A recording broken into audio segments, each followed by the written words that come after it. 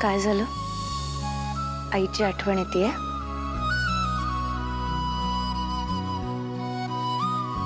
आज वाढदिवस आहे तिचा.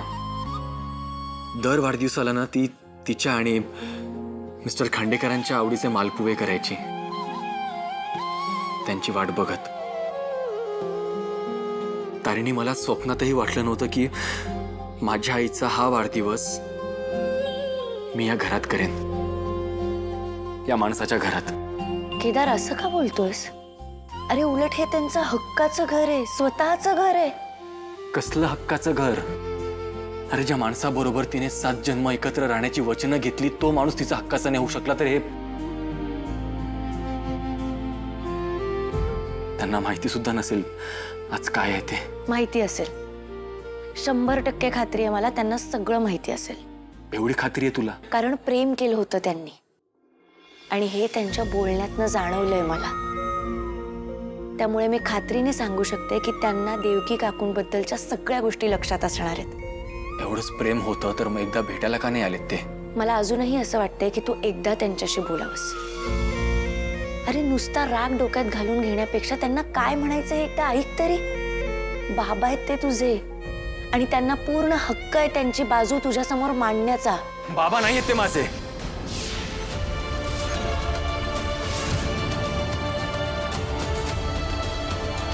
I am so sorry. हे बघ, मला तुझ्यावर ओरडायचं नव्हतं, पण मी तुला किती वेळा सांगू की ऍटलीस्ट माझ्या समोर तरी त्या माणसाला माझे बाबा म्हणू नकोस. केदार, आणि प्लीज मला त्यांच्याबरोबर बोलण्यासाठी इन्सिस्ट नको करूस, प्लीज.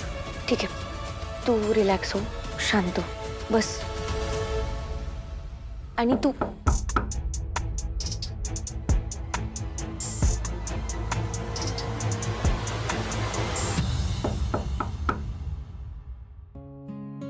बाबा या ना.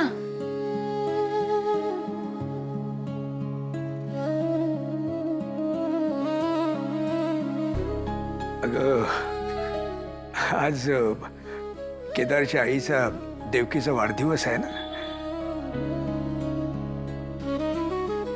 म्हणून तिच्या आठवणीत हे मालपुवे केले होते.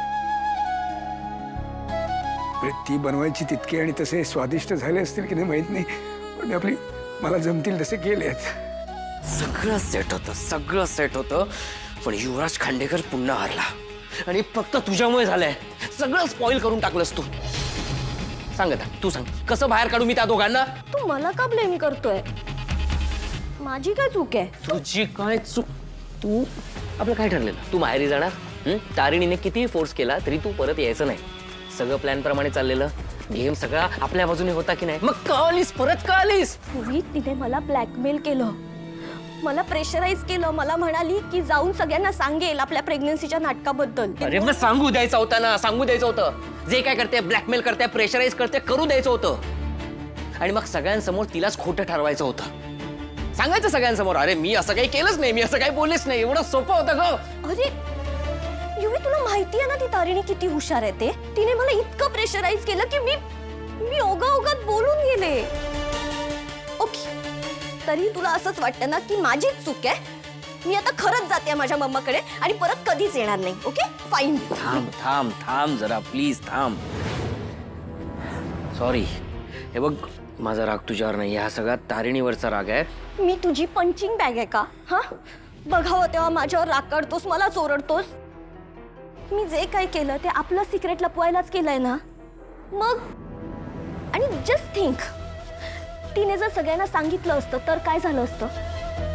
कौशिकी ताईच्या नजरेतनं उतरलो असतो आपण. आय नो मी काय करू मला कळत नाही. माझं डोकं हे डोक्यावरच येऊन बसलेत ग दोघं. मला काही सुचत नाहीये. माझा बाप नसताना तर या दोघांना कधीच लात मारून बाहेर काढलं असतं. माझा बाप पण मरत का नाही कळत नाहीये. युवी, अरे काय बोलतोयस तू? युवी, चिडचिड नको करूस. ऐक ना, तू चिडचिड केलीस की तुझं डोकं दुखतं. आपल्याला जे काही करायचंय ते आता डोकं शांत ठेवून करायचंय, कळतंय? हं, रिलॅक्स हो. मी कॉफी आणू? युवी, मला कळतंय तुझं फ्रस्ट्रेशन. अरे मलाही त्याच गोष्टीचा राग आहे, मीही फ्रस्ट्रेट आहे. बट डोंट वरी, त्या तारिणीला सहजासहजी सोडणार नाहीये मी. आफ्टर ऑल बायको आहे मी तुझी. तुला जे हवं ते आपण दोघं मिळून अचीव करू. बाबा, देवकी काकूंचा वाढदिवस आहे हे तुमच्या लक्षात होतं का? अगं, तू कसं विसरू शकतो मी?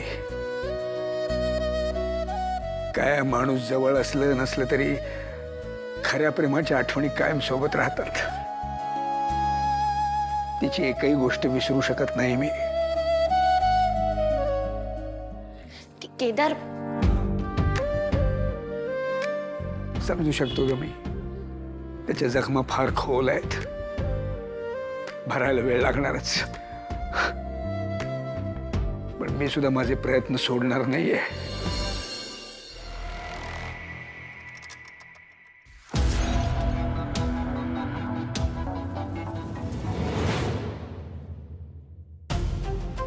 बाबा, केदार जरा रागात होता अगं, म्हणून. ठीक आहे, ठीक आहे, कळतंय मला.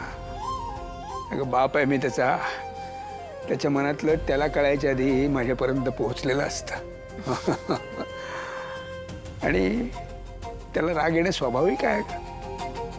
मग काय, देवकी गेल्यानंतर तिचा वाढदिवस त्याने बिचारे एकट्याने तिकडे साजरा केलाय आणि मी इकडे.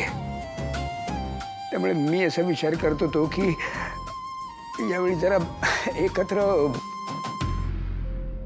बरं तारिणी, हे मालपुवे जरा तू केदारला. मी घेते, पण तो खाईल का नाही मला नाही माहित. नाहीच खाणार तो, माहित आहे मला. पण तू खाऊन बघशील आणि सांगशील मला कसे झालेत ते.